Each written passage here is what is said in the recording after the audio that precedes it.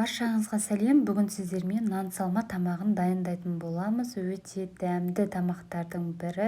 Әр жерде әрқалай айтылады. Біздің Шымкент жақты оңтүстіктің хит тамақтарының бірі десем де болады. Алдымен қазанымызға сұйық май құямыз. Мен осы майды қолданамын. Құрамы таза және дәмі де тәтті. Туралған еттерімізді саламыз. Суы тарылғанша қуырамыз, қатты қызартырып жібермейміз. Сонан соң бір пиязды турап сарғайғанша қуырамыз.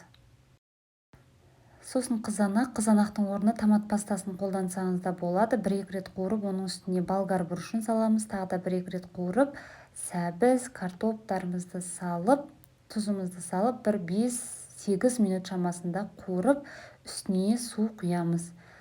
Кішкене бататындай етіп құйып, өте жай отта 1 сағат шамасында қайнатамыз. Қаншалықты қайнаса барлық картоптар езіліп өте дәмді болады. Ал енді бізге қамырын дайындаймыз. Қамырына бізге тұз, су, жұмыртқа қажет болады. Қажетінше ұн салып, қатты етіп қамыр илейміз. Барынша қатты етіп, иіқанғанша илеп тындыруға қалдырамыз. Алдын ала 1-2 сағат бұрын илеп қойсаңыз да тіпті жақсы. Біраз уақыт өткен соң қамырымызды осылай жайып, матаның үстіне жайып қоямыз. Кішкене кеуіп, кесуге өте ыңғайлы болу үшін, жабыспас үшін қайнап тұрған суға 2 ас қасық тұзымызды салып, өзімізге ыңғайлы етіп кесіп аламыз қамырды. Қамырларымызды салып, пісіріп аламыз.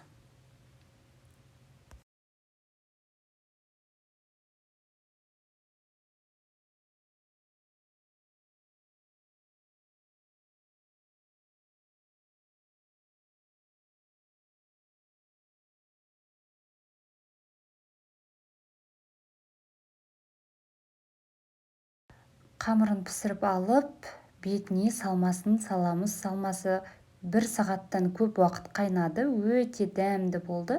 Міндетті түрде жасап көріңіздер.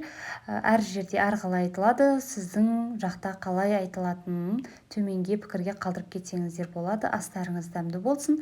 Сіздермен болған Үмида.